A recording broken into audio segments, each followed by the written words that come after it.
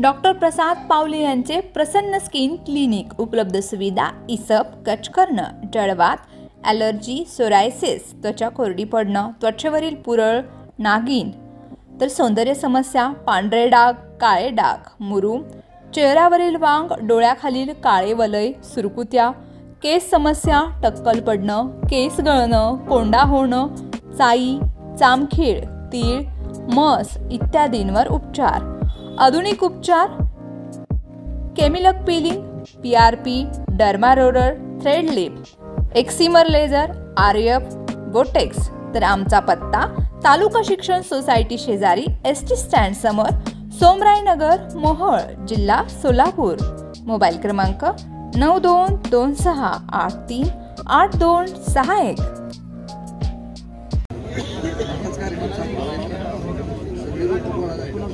मी शहाजी वाघमोडे, मार्कडवाडीचाच आहे खुद्द.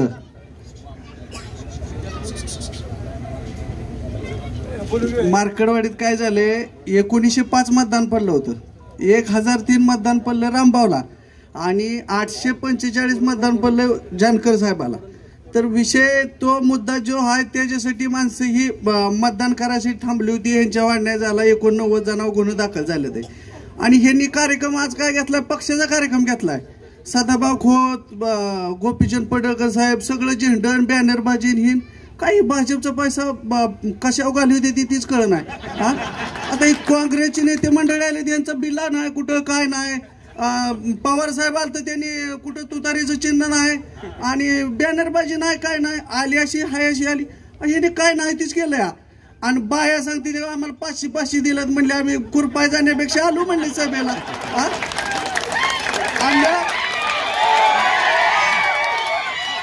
मी विचारलं, मावशी तुम्ही पुरंदावड्याचा इकडं कस काय?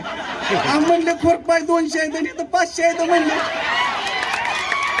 आणि दोन तासात म्हणले टमटम म्हणून माघार नेऊन सोडताय घरी. आणि ह्यांनी कसं आहे माहिती का, खोत साहेब काय निवडून येत नाहीत, त्यांना आमदार होऊ शकत नाहीत. ती त्यांना आपलं बोललं की वर्ग येते त्याच्यामुळे ते बोलते तेच. आणि पडळकर साहेबांना समाजाने मोठं केलंय. आता काय त्यांना मंत्रीपद मिळालं, समाजाचं काय घेण देण नाही त्यांना फक्त काय पाहिजे, दिवा पाहिजे. आणि दिव्यासाठी ती जी देवाबाबा बोलल ती पडळकर साहेब बोलणार आहेत. आमचं म्हणणं काय, आमचं गावकऱ्याचं काय म्हणणं आहे माहिती आहे का, गावकऱ्यांची एवढीच विनंती आमची की आमच्यावर जे अन्याय झालाय, 89 जणांचे गुन्हे दाखल झाले. ते जे आम्ही मतदान केलं ते मतदान आमचं गेलंय कुठं? एवढं मतदान आम्ही रामभावला केलंच नाही. ते मतदान कुठं गेलं हे आम्हाला तपासायचं होतं. आणि ह्या मुद्दा सोडून ही दुसरंच बोलतात. या बापू तुम्हाला बोल बरं का, मला काय बोलता येत नाही जास्त. बरं का, मी आला बरं का. आज गोपीचंद पडळकर साहेबांनी आरेवाडीला लाखो धनगर गोळा केली आणि त्या धनगरांचा भंडारा उचलून घेतला. भाजपला मतदान करणार नाही.